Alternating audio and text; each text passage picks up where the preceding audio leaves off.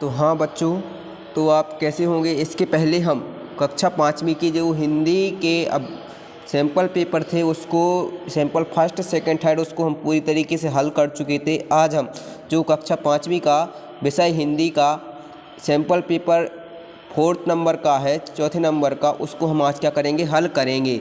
तो बच्चों इसके पहले मैं आपको बता चुका हूँ कि इसी सैम्पल पेपर से 6 सैम्पल पेपर हैं राज्य शिक्षा मंडल द्वारा जारी किए गए हैं कक्षा 5वीं के लिए हिंदी विषय के। तो इन्हीं में से आपका जो पेपर है इन्हीं में से आएगा। तो इसके पहले हम आपको 3 प्रश्न जो सैम्पल पेपर थे उनका हल करा चुके थे। आज हम जो सैम्पल नंबर 4 है पेपर है उसका क्या कराएंगे, हल कराएंगे। तो आइए हम शुरू करते हैं। तो पहला प्रश्न, सही प्रश्न हल कर सभी प्रश्न करना क्या हल करना क्या है, अनिवार्य है। सभी प्रश्न हल करना अनिवार्य है। तो सही विकल्प चुनकर लिखिए। पहला प्रश्न है, ईश्वर चंद्र विद्यासागर ने सर्वप्रथम स्थान प्राप्त किया। किसमें प्राप्त स्थान प्राप्त किया था उनने? वेदांत और दर्शन शास्त्र में सर्वप्रथम क्या स्थान प्राप्त किया था। शिवाजी की तलवार का नाम क्या था? तो शिवाजी की बच्चों तलवार का नाम था भवानी। क्या नाम था? भवानी। भगवान राम ने सबरी के घर खाए थे। क्या खाए थे? बेर खाए थे। क्या खाए थे बच्चों? बेर। अगला प्रश्न है, वे शब्द या शब्दांश जो किसी शब्द के पहले लग जाते हैं उन्हें हम क्या कहते हैं? उन्हें हम कहते हैं उपसर्ग। क्या कहते हैं? उपसर्ग।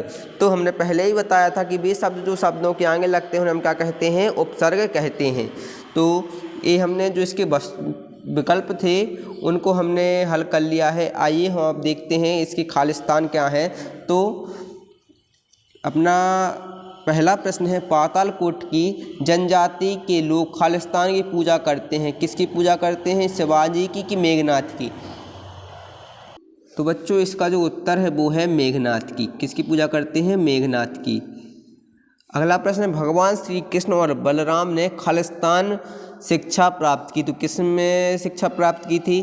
भगवान श्री कृष्ण और बलराम ने उज्जैनी में क्या शिक्षा प्राप्त की थी? सांदीपनि आश्रम है उसमें क्या शिक्षा प्राप्त की थी। तो अगला प्रश्न है, पन्ना ने अपने पुत्र को खालिस्तान कर दिया। क्या कर दिया? बलिदान कर दिया। क्या कर दिया? बलिदान कर दिया। अगला प्रश्न है, पानी को खालिस्तान भी कहा जाता है, नीर या धीर? तो बच्चों पानी को नीर भी कहा जाता है।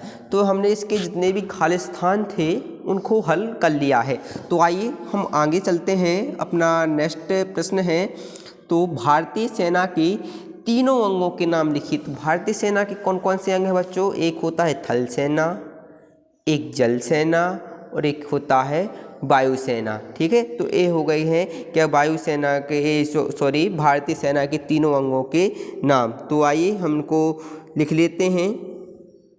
तो बच्चों देखिए इसके जो भारतीय सेना के तीनों अंगों के नाम, थल सेना, जल सेना को अपन नौसेना भी बोलते हैं, और वायुसेना। थल सेना, जल सेना और वायुसेना भारतीय सेना के तीनों क्या हैं? अंग हैं। तो ये इस प्रश्न का सुंदर उत्तर हो जाएगा। आइए हम आगे बढ़ते हैं। अगला अपना प्रश्न है बच्चों, अगला अपना जो प्रश्न है, पेड़ हमारी किस तरह सेवा करते हैं। तो ये अपना प्रश्न है। आइए हम इसका उत्तर देखते हैं। बच्चों इसका उत्तर है, पेड़ पथिकों को छाया देते हैं, खुशबू भरे फूल व फल देते हैं। तो ये इस तरह से हमारी क्या करते हैं? सेवा करते हैं। जो राहगीर होते हैं उनको पेड़ क्या देते हैं? छाया देते हैं और खुशबू भरे फूल व फल देते हैं। तो ये पेड़ इस तरह से हमारी क्या करते हैं? सेवा करते हैं। आइए हम अगले प्रश्न की ओर आगे बढ़ते हैं। अगला अपना प्रश्न है, निम्नलिखित अनुच्छेद में उचित विराम चिन्हों का प्रयोग कीजिए। तो आइए इसमें हमको गुण विराम चिन्हों का प्रयोग करना है। तो आइए हम करते हैं। तो बच्चों जो अपना प्रश्न है क्या है, देखिए इसको हम पढ़ लेते हैं एक बार पहले। राजेंद्र ने जवाब दिया, अच्छी खेती चमत्कार से नहीं, कड़ी मेहनत, लगन, सही निर्णय व समझदारी से होती है। उसमें उन्हें सारी बातें समझाई। किसानों ने कहा, भैया अगले साल हम भी तुम्हारी तरह खेती करेंगे। तो आइए हम इसमें सही चिन्हों का चयन करते हैं। तो राजेंद्र ने जवाब दिया। क्या दिया? राजेंद्र ने जवाब दिया। इसके बाद ये देखिए इसका जो उत्तर है मैं आपको यहीं पे बता देता हूँ, जो है ए है। देखिए राजेंद्र ने जवाब दिया, अच्छी खेती चमत्कार से नहीं, कड़ी मेहनत, ये आपको इधर अल्पविराम लगाना है, लगन और सही निर्णय व समझदारी से होती है। आपको ये उद्धरण चिन्ह क्या करना है, बंद करना है। ये यहाँ पे शुरू किया था, ये हमने यहाँ पर बंद किया। उसने उन्हें सारी बातें समझाई, यहाँ आपको पूर्ण विराम लगाना है, आपने पूर्ण विराम लगा दिया। आगे क्या बोले, किसानों ने कहा, ये इधर इसको अपने उद्धरण चिन्ह फिर से शुरू किया, भैया अगले साल हम भी तुम्हारी तरह खेती करेंगे। इधर ये उद्धरण चिन्ह क्या कर दिया, बंद कर दिया। तो ये इस तरह इसका क्या हो जाएगा, उत्तर हो जाएगा। सही तरीके अपन ने चिन्हों का प्रयोग कर लिया। आइए हम आगे बढ़ते हैं।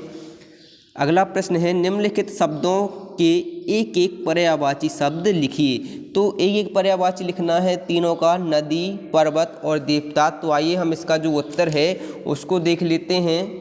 तो बच्चों इसके जो उत्तर हैं देखिए, नदी का है सरिता, पर्वत का गिरि और देवता का देव। तो इसके क्या हो जाएंगे, पर्यायवाची हो जाएंगे।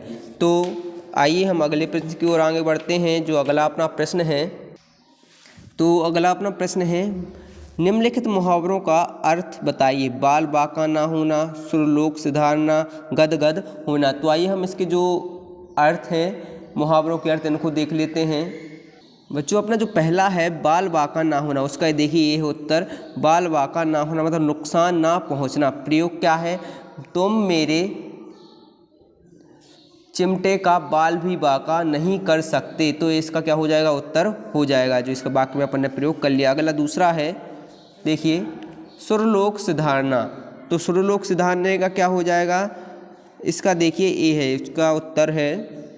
तो बच्चों इसका जो उत्तर है देखिए ये है, सुरलोक सिधारना मतलब मृत्यु होना। रानी अवंतीबाई सुरलोक सिधारेंगे, इसका अपन ने वाक्य में प्रयोग देख लिया। एक और है गदगद होना।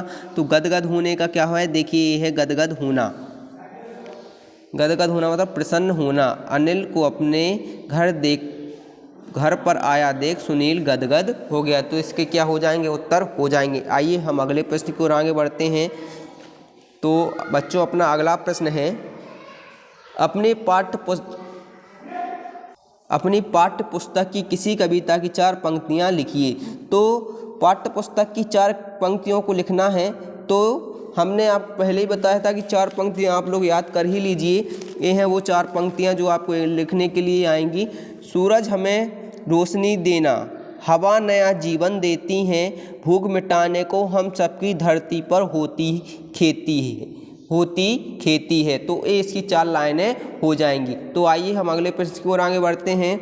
अपने निम्नलिखित गद्यांश को पढ़कर नीचे दिए गए प्रश्नों के उत्तर दीजिए। तो गद्यांश को आइए हम पढ़ते हैं। स्वामी विवेकानंद के बचपन का नाम नरेंद्र था। उनका जन्म 12 जनवरी 1863 को हुआ था। उनके पिता का नाम विश्वनाथ दत्त और माता का नाम भुवनेश्वरी देवी था। उनके गुरु श्री रामकृष्ण परमहंस थे। उन्होंने शिकागो में विश्व धर्म सम्मेलन में भाग लिया था, जिसमें दिए गए व्याख्यान की सर्वत्र प्रशंसा हुई थी। तो ये क्या हो जाएगा, इसका जो हमने पढ़ लिया है। आइए हम देखते हैं उपयुक्त गद्यांश का उचित शीर्षक क्या है। तो इसमें स्वामी विवेकानंद जी के बारे में बताया गया है। तो इसका क्या हो जाएगा, शीर्षक हो जाएगा स्वामी विवेकानंद। तो और इसमें दूसरा प्रश्न है, स्वामी विवेकानंद के माता पिता व गुरु के नाम क्या थे। तो माता पिता और गुरु देखिए इधर इसमें देखिए, माता का नाम भुवनेश्वरी देवी, पिता का नाम विश्वनाथ दत्त एवं गुरु का नाम रामकृष्ण परमहंस था। तो ये क्या हो जाएंगे, इसके उत्तर हो जाएंगे। बच्चों इसमें भी उत्तर देख लीजिए कि पहला प्रश्न है उपयुक्त गद्यांश का उचित शीर्षक लिखिए। तो क्या है, स्वामी विवेकानंद जी का जीवन, ये क्या हो जाएगा उचित शीर्षक। दूसरा प्रश्न है स्वामी विवेकानंद के माता पिता गुरु के नाम क्या थे। तो स्वामी विवेकानंद के पिता का नाम विश्वनाथ दत्त, माता का नाम भुवनेश्वरी देवी एवं गुरु का नाम रामकृष्ण परमहंस था। तो ये इस गद्यांश क्या हो जाएंगे, उत्तर हो जाएंगे। आइए हम आगे बढ़ते हैं। तो अपना अगला प्रश्न है, जापान में स्वामी रामतीर्थ के साथ घटी कौन सी घटना जापानियों के देश प्रेम को प्रदर्शित करती है। तो इसका उत्तर देखते हैं हम। बच्चों जो इसका उत्तर है देखिए, स्वामी रामतीर्थ के लिए फल एक जापानी युवक लेकर आया उसने फलों का यह मूल्य मांगा कि यदि आप इनका मूल्य देना ही चाहते हैं तो अपने देश में जाकर किसी से यह ना कहना कि जापान में अच्छे फल नहीं मिलते हैं। तो ये क्या हो जाएगा, इसका उत्तर हो जाएगा। यही घटना घटी थी बच्चों, या तो आप इसका एक सटीक और सुंदर हो जाएगा। तो आगे इसी में देखिए, अपने देश में जाकर यह ना कहना जापान में अच्छे फल नहीं मिलते हैं। तो आइए हम अगले प्रश्न की ओर आगे बढ़ते हैं। आप अपने माता पिता की सेवा किस प्रकार करते हैं, उत्तर दीजिए। तो अगला प्रश्न है, आप अपने माता पिता की सेवा किस प्रकार करते हैं, उत्तर दीजिए। तो इसका उत्तर है बच्चों, इसका उत्तर हम अपने मन से ही लिख सकते हैं। जैसे आप अपने माता पिता की सेवा किस प्रकार करते हैं, तो आपसे वो पूछ रहे हैं कि आप अपने माता पिता की सेवा किस प्रकार करते हैं, तो आप लिख सकते हैं कि हम अपने माता पिता की सेवा बिल्कुल ईमानदारी से करते हैं, उनकी हर बात मानते हैं, उनके कभी भी उनका हमेशा क्या करते हैं, सम्मान करते हैं। वो जो काम बोलते हैं हम वो काम करते हैं, कभी किसी काम के उनको हम मना नहीं करते हैं, और उनकी हम हमेशा पैर छूते हैं। तो इस प्रकार हम अपने माता पिता की क्या करते हैं, सेवा करते हैं, उन्हें सम्मान देते हैं। ये इसका क्या हो जाएगा, उत्तर हो जाएगा। अगला प्रश्न है, अपने भाई के जन्म दिवस पर मित्र सहेली को बनाने के लिए पत्र लिखिए। तो आइए हम इसका उत्तर देख लेते हैं। तो बच्चों जी, इसका जो पत्र है देखिए, देख लीजिए आप एक बार। अपने भाई के जन्मदिवस पर मित्र या सहेली को बुलाने के लिए पत्र, इधर आपको पता लिखना है पूरा जैसे ही लिखा है इसमें, और इधर से लिखना, प्रिय मित्र राजेश नमस्कार, मैं यहाँ कुशलतापूर्वक हूँ या कुशलपूर्वक हूँ। आशा करता हूँ तुम भी सपरिवार सा आनंद तथा स्वस्थ होगे। मित्र, 30 मार्च को मेरे भाई का जन्मदिवस है, अतः इस अवसर पर मैं तुम्हें सप्रेम एवं सादर आमंत्रित कर रहा हूँ। मुझे आशा ही नहीं अपितु पूर्ण विश्वास है कि तुम इस अवसर पर पधारकर मेरी खुशियों में सम्मिलित होगे। आदरणीय पिताजी और माताजी को मेरा सादर प्रणाम तथा छोटे भाई बहनों को ढेर सारा प्यार, तुम्हारा मित्र नरेंद्र। तो इस प्रकार हमें क्या लिखना है, पत्र लिखना है। तो आइए हम अगले प्रश्न को आगे बढ़ते हैं। अपने प्रधान अध्यापक को बीमारी के कारण 4 दिन की अवकाश के लिए प्रार्थना पत्र लिखिए। तो आइए हम इसको भी देख लेते हैं। तो बच्चों ये देखिए, तो प्रति प्रधान अध्यापक महोदय शासकीय प्राथमिक, इधर अपने विद्यालय का नाम लिखना है जो भी हो जगह, और इधर लिखने महोदय।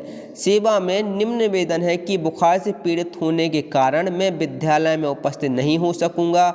डॉक्टर साहब ने मुझे 4 दिन तक विश्राम करने की सलाह दी है। कृपया आज से 4 दिन का अवकाश प्रदान करने का कष्ट करें। धन्यवाद, आपका आज्ञाकारी छात्र। इधर आपका नाम जो भी है वो आपको लिखना है। तो आइए हम अगले प्रश्न की ओर आगे बढ़ते हैं।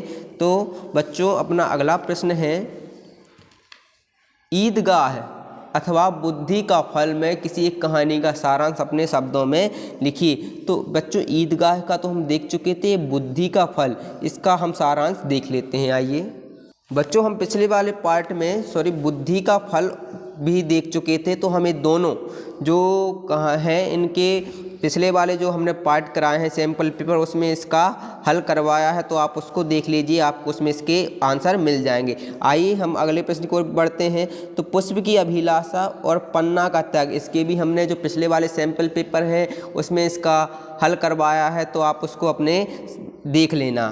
तो जो सैम्पल पेपर 1, 2, 3 है, इन तीनों में आपको इनके जो हल हैं वो इसमें से मिल जाएंगे। अब अगला प्रश्न है, निम्नलिखित में से किसी एक विषय पर 10 पंक्तियाँ अपने शब्दों में लिखिए। तो बच्चों, हमने जो है कंप्यूटर का महत्व हो गया, इन सब के वृक्षों के लाभ हो गए, तो इनके हमने अपनी जो पुरानी जो पार्ट हैं उनमें इसके हल करवाए हैं। जैसे वृक्षों का क्या महत्व, वृक्षों से हमें लकड़ी मिलती है, वृक्षों से हमें जड़ी बूटियाँ मिलती हैं, वृक्ष हमें फल देते हैं। तो ये क्या है, वृक्षों के महत्व हो जाएंगे, वृक्षों के लाभ हो जाएंगे। वृक्ष हमें ऑक्सीजन देते हैं और वातावरण को स्वच्छ रखते हैं, सुंदर रखते हैं। वृक्ष प्रकृति की सुंदरता को बढ़ाते हैं। तो ये क्या हो जाएगा, वृक्षों के लाभ हो जाएंगे। और जी कंप्यूटर का महत्व है, हम बाकी जो पिछले पार्ट हैं उसमें करवा चुके हैं, तो आप उसमें से देख लेना। तो हम आगे बढ़ते हैं। देखिए प्रश्न क्रमांक 14, इसमें क्या है, इसमें आपको जो संस्कृत का खंड है इसमें से दिए गए हैं कि इसको कोष्टक में चुनकर लिखना है खालिस्तान को। तो विद्या ददाति, क्या ददाति, विनयम। अगला है खालिस्तान एव जयते, क्या है, सत्यम एव जयते। ठीक है बच्चों, एक पद में उत्तर लिखना है। का श्याम वर्ण, तो किसका श्याम वर्ण होता है, तो काक जो अपना कौआ होता है उसका क्या होता है, श्याम वर्ण होता है। तो अपन लिख देंगे इधर का कहा। बच्चों अगला प्रश्न, सप्ताह किति वासरा, तो सप्ताह में कितने दिन होते हैं, तो बताइए बच्चों सप्ताह में 7 दिन होते हैं। कितने होते हैं, 7। ठीक है बच्चों अगला प्रश्न है, वर्षे किति मासा, तो वर्ष में कितने मास होते हैं, तो 12। कितने होते हैं, 12। तो अपन लिख देंगे 12। तो बच्चों ये हमने जो सैंपल पेपर था हिंदी का, जो चौथा सैंपल पेपर था, सैंपल पेपर 4, इसको क्या कर लिया है, हल कर लिया है। तो उम्मीद करता हूँ आपको ये पसंद आया होगा और इसको अपने दोस्तों के साथ, मित्रों के साथ में शेयर कीजिए, उन तक भी यह पहुँचाइए जिससे वो भी अपनी अच्छे से तैयारी कर सके। अब इसके जो बचे 2 सैंपल पेपर हैं उसको भी हम बहुत जल्दी हल करवा कर आप तक पहुँचा देंगे। तो आप वीडियो को लाइक कीजिए और हमारे जो संकल्प एकेडमी के चैनल है इसको सब्सक्राइब कर लीजिए जिससे आपको नोटिफिकेशन तुरंत मिल जाए। तो तब तक आप हंसते रहिए, पढ़ते रहिए, खुश रहिए। जय हिंद, जय भारत।